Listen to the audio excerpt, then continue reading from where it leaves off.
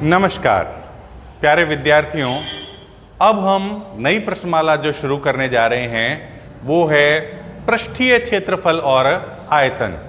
यह प्रश्नमाला हमसे पूर्व ज्ञान की बहुत अधिक उम्मीदें रखती है, यानी हमने जो पिछली कक्षाओं में पढ़ा था वो सारी जानकारी हमें होगी, यह मानते हुए यह प्रश्नमाला आगे की ओर चलती है। इस प्रश्नमाला में जैसे कि भूमिका में स्पष्ट रूप से लिखा हुआ है कि कक्षा 9 से आप कुछ ठोस आकृतियों जैसे घनाभ, शंकु, बेलन और गोला से परिचित हो चुके होंगे। आप यह भी पढ़ चुके होंगे कि इन आकृतियों के पृष्ठीय क्षेत्रफल और आयतन किस प्रकार से ज्ञात किए जाते हैं। यह प्रश्नमाला यह उम्मीद रखती है कि हमें घन, घनाभ, शंकु, बेलन और गोला इन आकृतियों से परिचय है। इनके संपूर्ण पृष्ठीय क्षेत्रफल, वक्र पृष्ठीय क्षेत्रफल हमें निकालने आते हैं और इसके साथ साथ इनके आयतन के ज्ञात करने के सूत्र भी हमें आते हैं। इस प्रश्नमाला के तहत हम उससे आगे बढ़ते हुए आकृतियों को जोड़ करके, मिला करके जो नई आकृतियां बनती है, जिस तरह से अगर आप ये देखेंगे जहां बेलन के दोनों ओर अर्ध गोले जोड़ करके आकृति बनाई हुई है, या एक खिलौना है जिसमें अर्ध गोले के ऊपर शंकु को जोड़ करके एक खिलौना बनाया हुआ है, वहां पर हमें दोनों प्रकार के जो ठोस हैं उनसे संबंधित सूत्रों की आवश्यकता होगी। हमें यहाँ शंकु से संबंधित जानकारी भी चाहिए, हमें यहाँ अर्धगोले से संबंधित जानकारी भी चाहिए, और उसी पूर्व ज्ञान के दोहरान करवाने के उद्देश्य से मैं इस प्रश्नमाला की शुरुआत आपके पूर्व ज्ञान से कर रहा हूँ। यानी एक बार के लिए हम इस प्रश्नमाला को एक बार साइड में रख देते हैं और पहले यह सीखते हैं कि पिछले सालों में हमने कौन कौन से सूत्र सीखे। और यह ठोस तो त्रिविमीय ज्यामिति में आते हैं। त्रिविमीय ज्यामिति से पहले द्विविमीय ज्यामिति के अंतर्गत हमने कौन कौन से सूत्र सीखे और फिर त्रिविमीय में कौन कौन से सीखे, 2D में जो सीखे वो हमने 3D में कैसे काम में लिए। तो यह सारी प्रक्रिया हम प्रारंभ करते हैं। तो सबसे पहले हम आकृतियों से शुरू करते हैं। आकृतियों में जो सबसे पहली और खास आकृति है वो है हमारा वर्ग।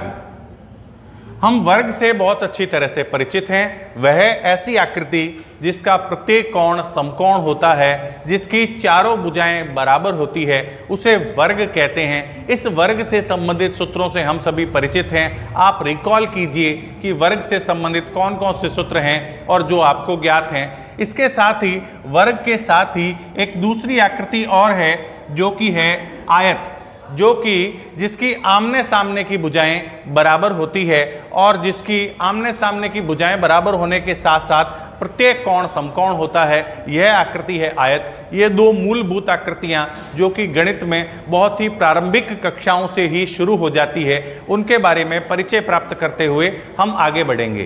तो सबसे पहले हम देखते हैं हमारा वर्ग।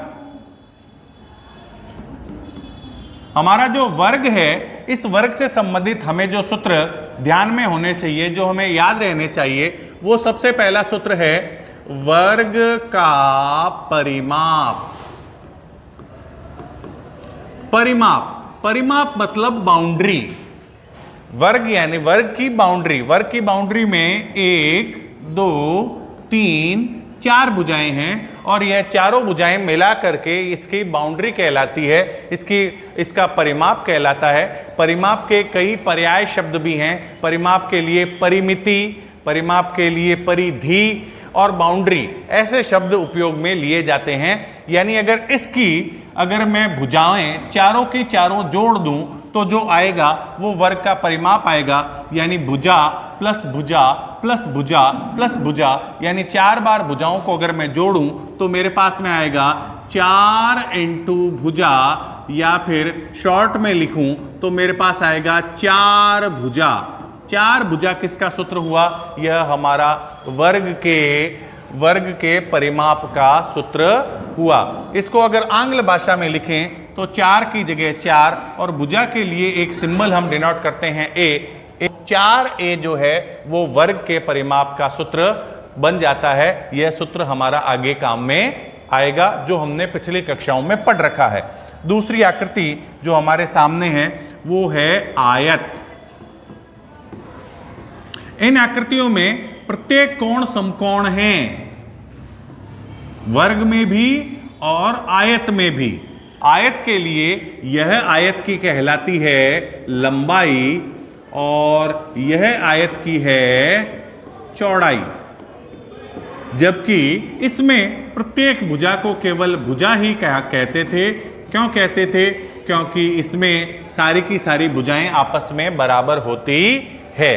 तो आयत की होती है लंबाई और चौड़ाई, और आयत की अगर हम बाउंड्री निकालें, यानी हम आयत का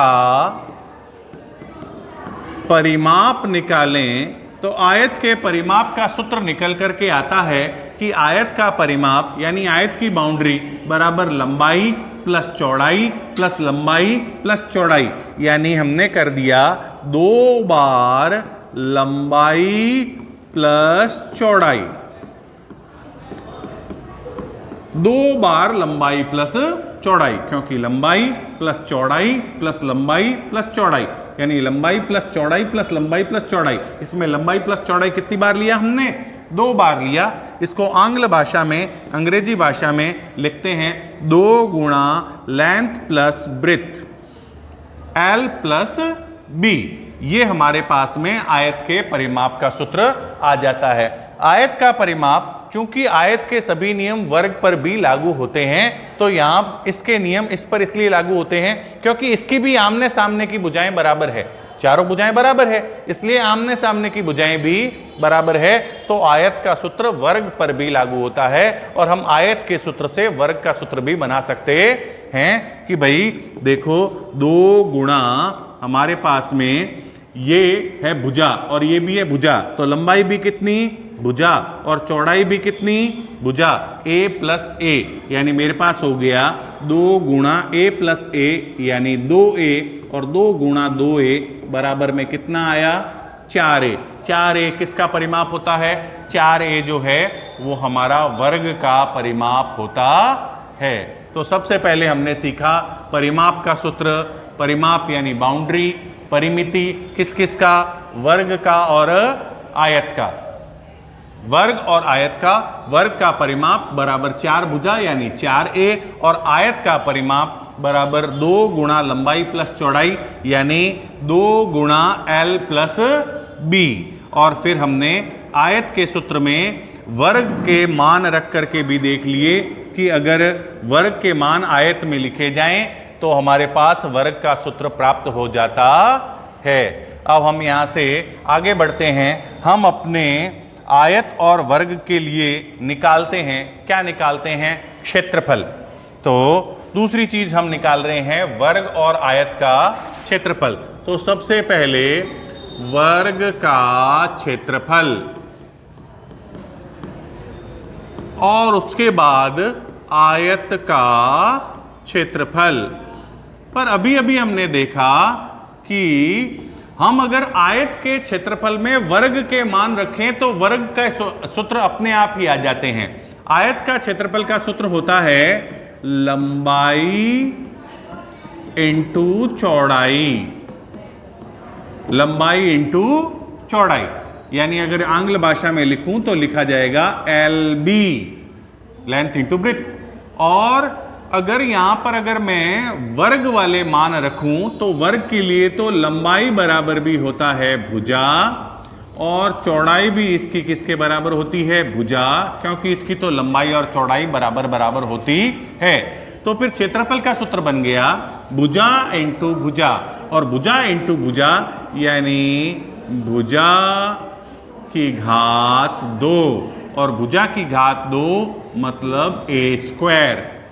अब हमारे पास में देखेंगे कि वर्ग के क्षेत्रफल का सूत्र आ गया है, आयत के क्षेत्रफल का सूत्र भी आ गया है। और वर्ग और आयत के क्षेत्रफल के सूत्रों से पहले हमने देख लिए थे वर्ग और आयत के परिमाप के सूत्र। और इन सूत्रों से आगे बढ़ते हुए हम अब एक अगला तीसरा सूत्र देखते हैं जो कि हमें जरूरत पड़ती है, जो कि हमारी सामान्य शब्दावली में सबसे ज्यादा काम में आता है, जो है हमारा वृत्त का सूत्र। तो वृत्त हमारे पास में एक आकृति लेते हैं वृत्त की। एक हमने ले लिया वृत्त। ये जो वृत्त है, इस वृत्त के संबंध में हम क्या क्या उपयोग में लेते हैं? तो वृत्त के संबंध में हम सबसे पहले जो उपयोग में लेते हैं वो है वृत्त की परिधि। वृत्त की परिधि यह हम काम में लेते हैं। और वृत्त की परिधि ज्ञात करने के लिए हमें वृत्त के अवयवों के बारे में कुछ जानकारी होनी चाहिए। तो चलो हम पहले वृत्त के अवयवों के बारे में जानकारी प्राप्त करते हैं। तो देखिए, हमारा ये जो वृत्त होता है, हमारा ये जो वृत्त होता है, इस वृत्त का बाहरी हिस्सा ये जो है, यह वृत्त की परिधि कहलाता है। यह वृत्त की क्या कहलाता है? परिधि। और ये वृत्त की परिधि जो है वो कैसे बनती है? तो भाई ये वृत्त की परिधि बनती है कुछ इस प्रकार से। देखिए,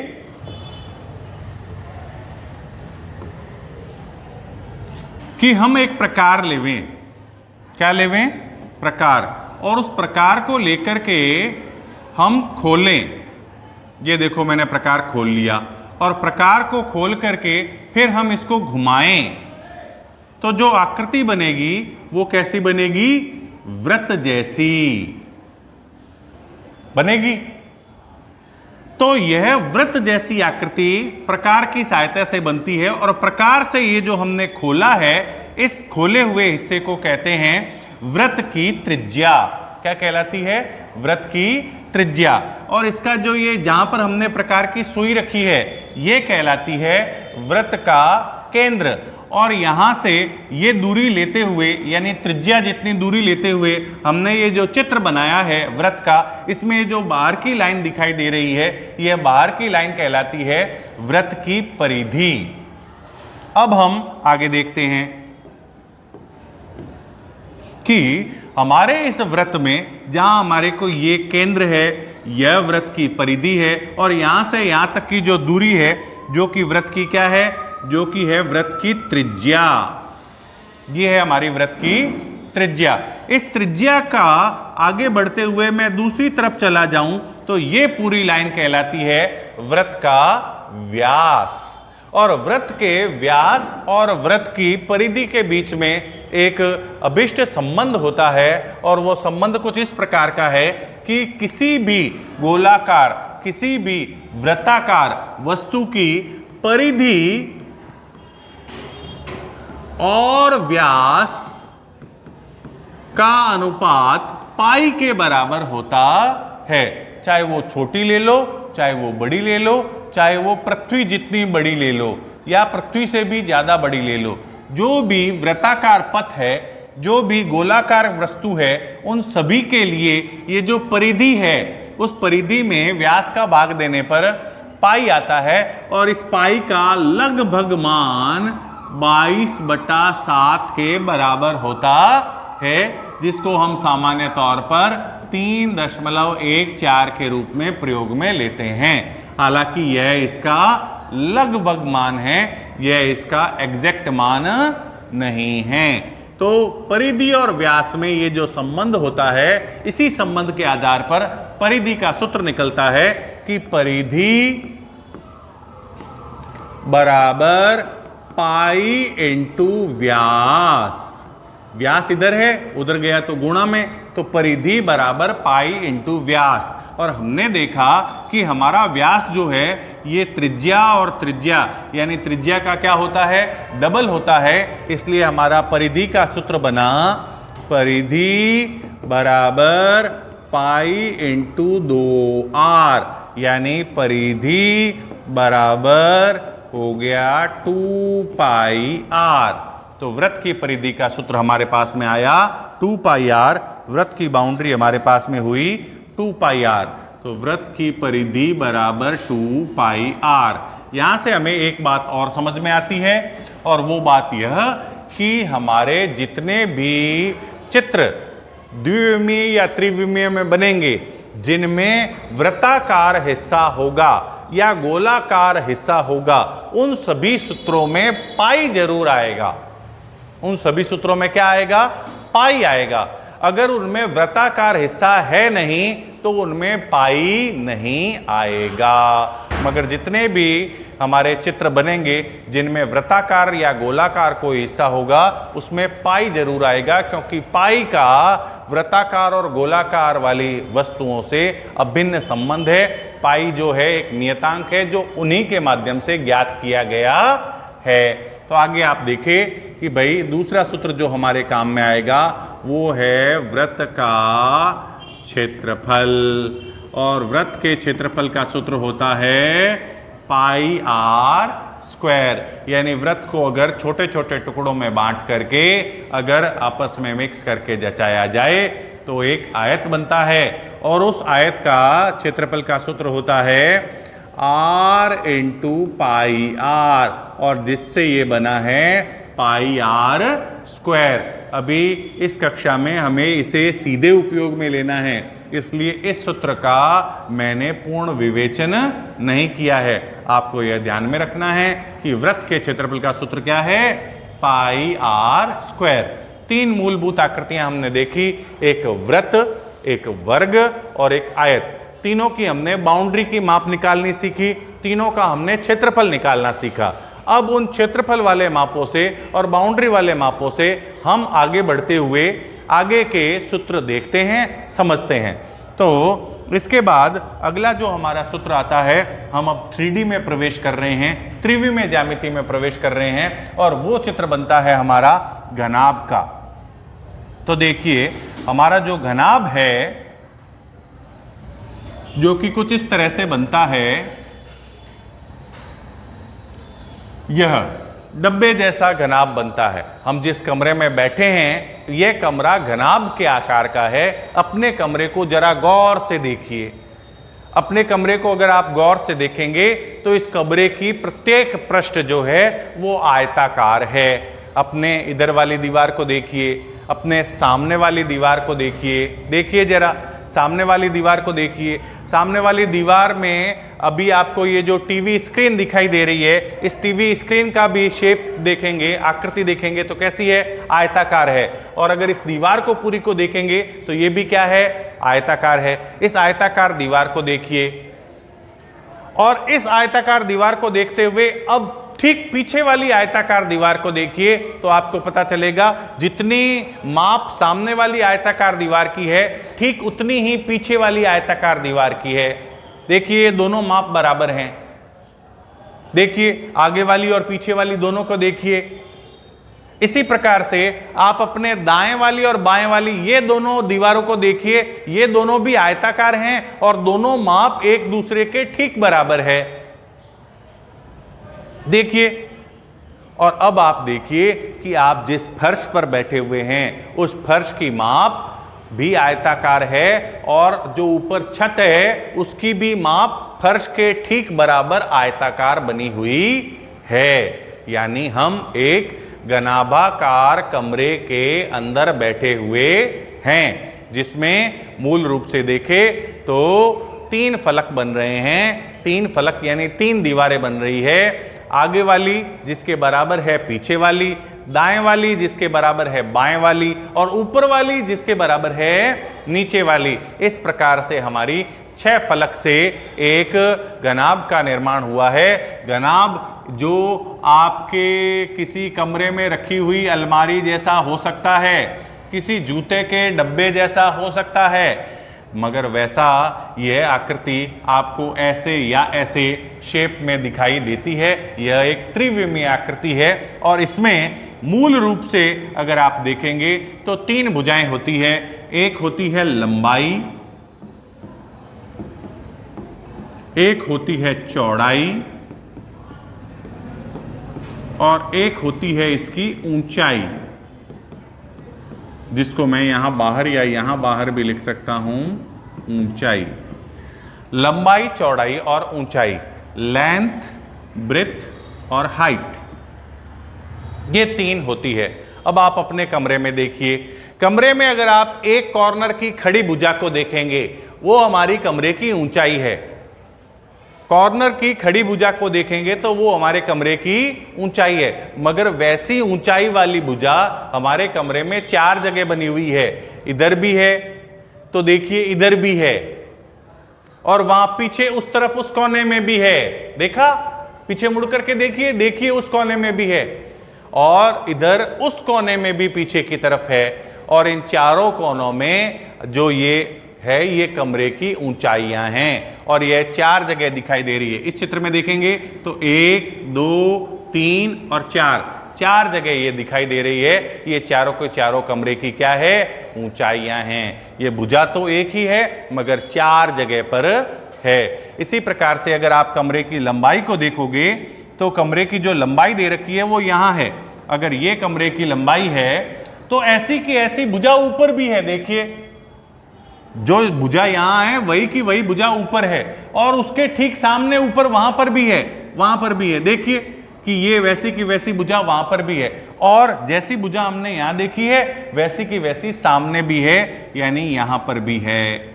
ये 4 भुजाएं, ये चारों के चारों कमरे की क्या कहलाती है, लंबाइयां कहलाती है।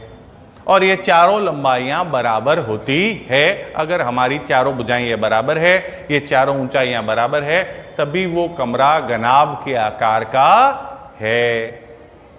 और जो हमारी बच गई वो रह गई इधर वाली, नीचे वाली साइड। देखो, ये कमरे की क्या है, चौड़ाई। ऐसी की ऐसी चौड़ाई वाली रेखा ऊपर भी बनी हुई है, ऐसी की ऐसी चौड़ाई वाली रेखा इधर ऊपर भी बनी हुई है, और इधर नीचे की ओर भी ऐसी की ऐसी चौड़ाई की रेखा बनी हुई है। यानी घनाभ को समझने के लिए हम जिस कमरे में बैठे हैं उस कमरे को समझ लेवें तो हमें लंबाई, चौड़ाई और ऊंचाई, इन तीनों भुजाओं का पता चल जाएगा। हमारी ये भुजा जो है वो कमरे की चौड़ाई है, इसके सामने वाली भी चौड़ाई है, ये ऊपर वाली भी चौड़ाई है, और इधर वाली भी चौड़ाई है।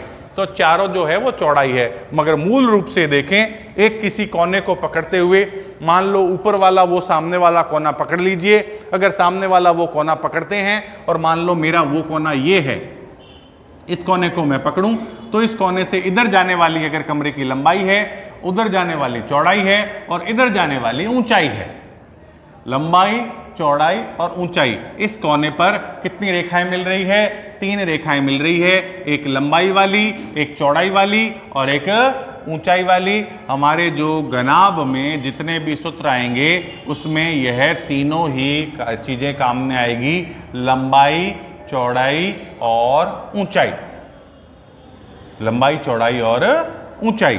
तो अब हम इसके सूत्रों की तरफ बढ़ते हैं। हमने घनाभ की आकृति को बहुत अच्छे से समझ लिया है, और घनाभ की आकृति समझने के बाद में अब हम घनाभ की आकृति बनाते हुए उसके सूत्रों की तरफ आगे बढ़ते हैं। तो देखिए, हमने एक घनाभ की आकृति बनाई, और इस घनाभ में अब हमें निकालनी है बहुत सारी चीजें। तो सबसे पहले हम निकालते हैं घनाभ के फर्श का क्षेत्रफल। फर्श का क्षेत्रफल, हम जिस कमरे में बैठे हुए हैं उस कमरे का फर्श कैसा है।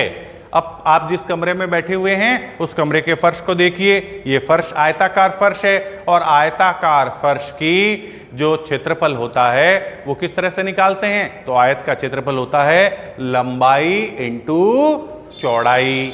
तो फिर हमारे इस आयताकार फर्श का क्षेत्रफल हो गया लंबाई इंटू चौड़ाई। ये हमारा फर्श का क्षेत्रफल हो गया। इसको आंग्ल भाषा में अगर मैं लिखना चाहूं तो मैं लिखूंगा LB। और अभी अभी हमने बात की थी कि जैसा हमारा फर्श है उसी नाप का हमारे जो है वो छत है। तो हमारी छत का क्षेत्रफल क्या होगा, तो फिर घनाभ की छत का क्षेत्रफल वही का वही होगा जो फर्श का क्षेत्रफल है। जो फर्श का क्षेत्रफल क्या था, लंबाई इंटू चौड़ाई यानी LB। तो फिर हमारी छत का क्षेत्रफल भी क्या होगा, लंबाई इंटू चौड़ाई यानी LB।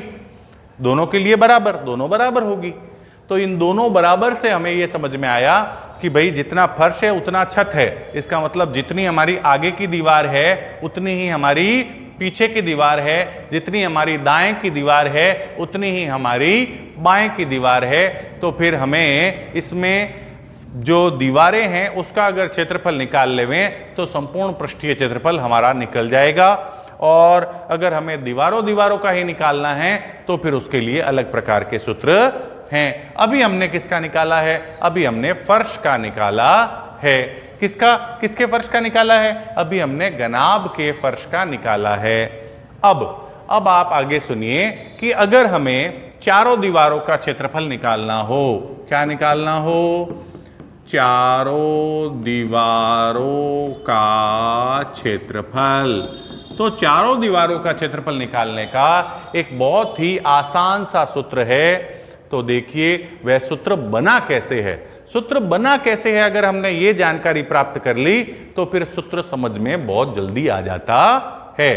तो फिर वो सूत्र बना कैसे है? तो वो सूत्र दो तरीके से बना हुआ है। पहला कि भाई पहला तरीका तो ये कि जो भी आकृतियां जमीन से सीधे सीधे जैसा उनका फर्श है वैसी ही वो ऊपर उठी हुई है, जैसा उनका फर्श है वैसी ही अगर वो आकृति ऊपर उठी हुई है तो उसके चारों दीवारों का क्षेत्रफल होता है फर्श का परिमाप इंटू ऊंचाई। वे सभी आकृतियां जो जमीन से सीधे ऊपर उठी हुई होती है, जैसा फर्श है वैसी की वैसी ऊपर उठी हुई होती है, उनका क्षेत्रफल का सूत्र होता है फर्श का परिमाप इंटू ऊंचाई।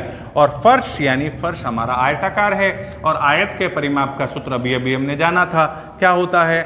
2 इंटू लंबाई प्लस चौड़ाई। और इसमें हमें किसकी गुणा करनी है? ऊंचाई की गुणा करनी है। तो ऊंचाई की गुणा करते हैं तो अब हमारे पास में क्या होगा? इसको अंदर गुणा करो तो 2 इंटू लंबाई प्लस 2 इंटू चौड़ाई और इसमें हमें गुणा करनी है ऊंचाई की। तो हमारे पास आया 2 इंटू लंबाई इंटू ऊंचाई और 2 इंटू चौड़ाई इंटू ऊंचाई। 2 इंटू लंबाई में किसकी गुणा कर दी? ऊंचाई की। फिर 2 इंटू चौड़ाई में भी किसकी गुणा कर दी? ऊंचाई की। तो हमारे पास आया 2 इंटू लंबाई इंटू ऊंचाई और 2 इंटू चौड़ाई इंटू ऊंचाई। इसको आप इस रूप में भी लिख सकते हैं, इसको आप इस रूप में भी लिख सकते हैं। यह किसका क्षेत्रफल है? यह कमरे की चारों दीवारों का क्षेत्रफल है या यह गनाब की चारों दीवारों का क्षेत्रफल है। अब मैंने कहा था कि इसको निकालने का एक और सूत्र है, तो इसको निकालने का एक दूसरा सूत्र देखिए कि हमारा जो गनाब है, जिसके लिए हमने कहा कि भाई हमारा गनाब जो है वो हमारे कमरे की शेप का है। इस कमरे की शेप में अगर मुझे चारों दीवारों का क्षेत्रफल निकालना है तो चारों दीवारों का क्षेत्रफल निकालना बहुत आसान है। देखिए मैं मेरे सामने वाली इस दीवार का क्षेत्रफल निकाल रहा हूं, यानी ये जो आपको दिखाई दे रही है उस दीवार का। फर्श का तो हमने पहले निकाल लिया था और फर्श चारों दीवारों में शामिल भी नहीं है, तो फिर अब हम निकाल रहे हैं इस दीवार का। तो इस दीवार को गौर से देखिए, इस दीवार की ये भुजा तो है ऊंचाई के बराबर और ये भुजा है लंबाई के बराबर। ये है लंबाई और ये है ऊंचाई। तो इस आयताकार दीवार का क्षेत्रफल क्या होगा? तो इस आयताकार दीवार का क्षेत्रफल होगा लंबाई इंटू ऊंचाई। तो हमारे पास में जो चारों दीवारों का क्षेत्रफल निकालना है, चारों दीवारों का क्षेत्रफल बराबर, सबसे पहले क्या आया? तो लंबाई इंटू ऊंचाई, लंबाई इंटू ऊंचाई, लंबाई इंटू ऊंचाई। ये हमारी इस दीवार का क्षेत्रफल आया जो हमें सामने दिखाई दे रही है। ये इसकी लंबाई और ये इसकी ऊंचाई। और जैसा इसका माप है वैसा का वैसा सामने वाली दीवार का माप है, यानी ये दीवार का माप ही सामने वाली के लिए काम में आएगा। यानी ये दीवार कितनी बार है इस आकृति में? 2 बार है। तो मैं लिख देता हूं 2 बार लंबाई इंटू ऊंचाई। अब ये 2 दीवारें तो हमने कर ली, अब हमारी दाएं वाली और बाएं वाली दीवार रह गई। तो आप दाएं वाली दीवार को गौर से देखिए, ये भी एक आयताकार दीवार है, ये आयताकार दीवार है। इस आयताकार दीवार की ये भुजा तो ऊंचाई है, ये भुजा क्या है? ऊंचाई। और ये भुजा क्या है? ये भुजा है इसकी चौड़ाई। ये अपनी कमरे के जो भुजाओं के नाम दिए थे उसमें ये भुजा है हमारी चौड़ाई और ये भुजा है ऊंचाई। इसका मतलब इस आयत का क्षेत्रफल, इस आयताकार दीवार का क्षेत्रफल हमारा क्या हुआ? तो इस आयताकार दीवार का क्षेत्रफल हुआ चौड़ाई इंटू ऊंचाई। तो हम लिख देते हैं, यहां होगा चौड़ाई इंटू ऊंचाई। और ये चौड़ाई इंटू ऊंचाई वाली ये जो दीवार है वैसी की वैसी दीवार इसके सामने की ओर इधर भी है। मतलब ये दीवार और ये दीवार कुल कितनी हो गई? 2 दीवार। तो ये भी कितनी बार हुई? 2 बार। तो कुल हो गया 2 बार लंबाई इंटू ऊंचाई प्लस 2 बार चौड़ाई इंटू ऊंचाई। चूंकि दोनों में 2 है और दोनों में ऊंचाई है इसलिए मैं कॉमन ले लेता हूं। 2 कॉमन लिया, अंदर हो गया लंबाई प्लस चौड़ाई और ऊंचाई भी दोनों में है इसलिए ऊंचाई भी मैंने क्या ले लिया? कॉमन ले लिया। अब आप गौर करके देखो, चाहे ये सूत्र देखो चाहे ये सूत्र देखो, यही सूत्र हमने यहां लिखा था।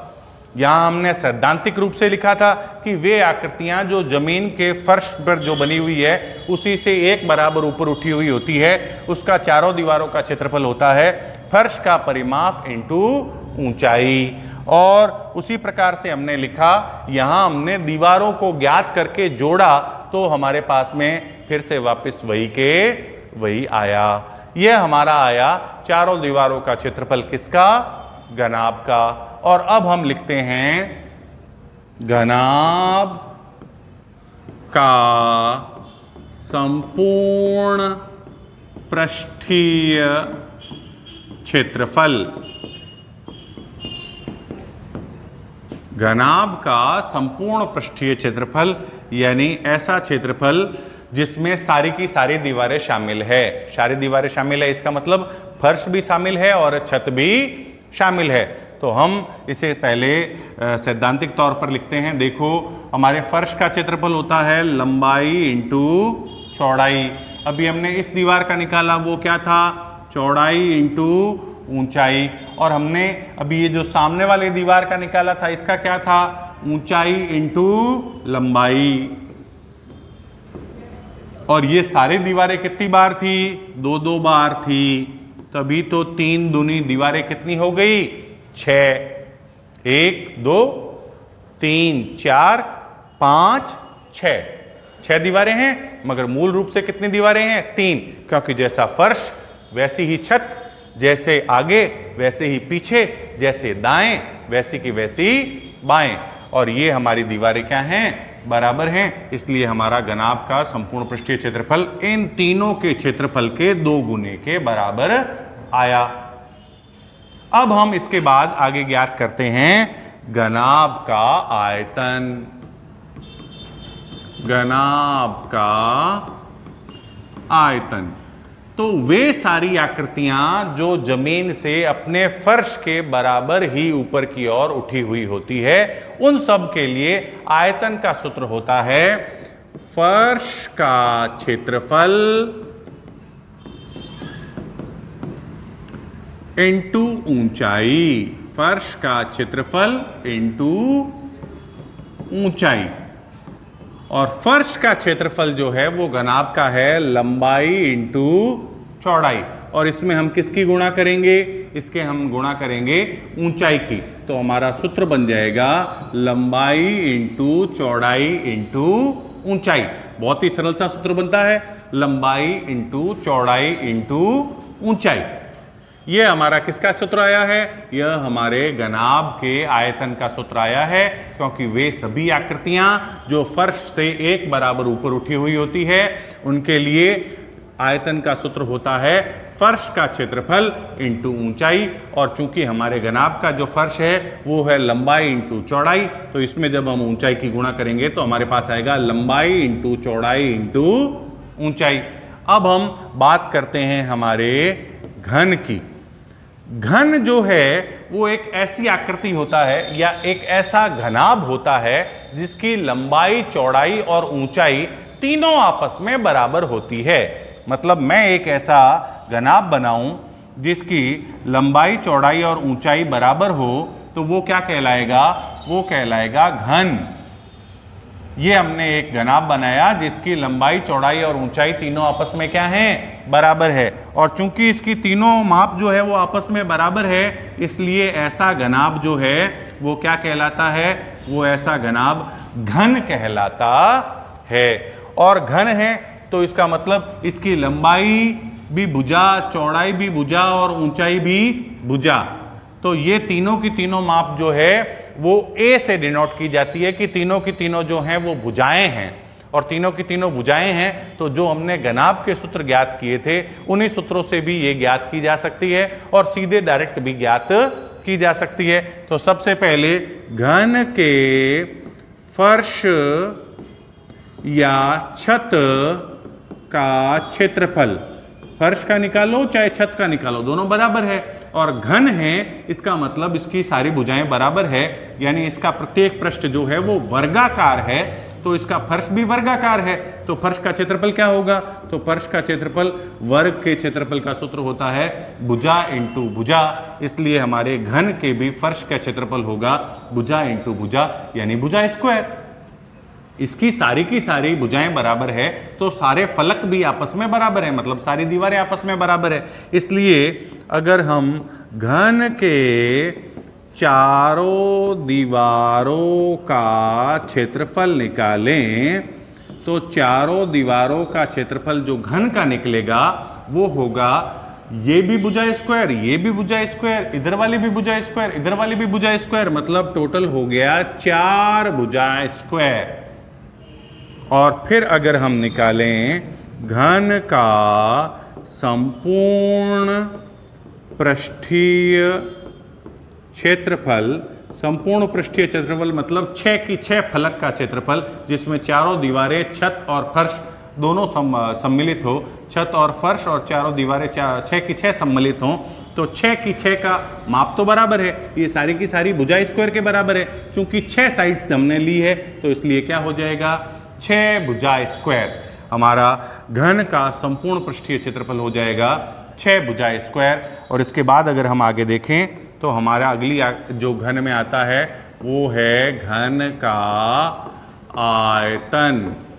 और घन का आयतन मतलब भुजा इंटू भुजा, यानी भुजा की घात 3।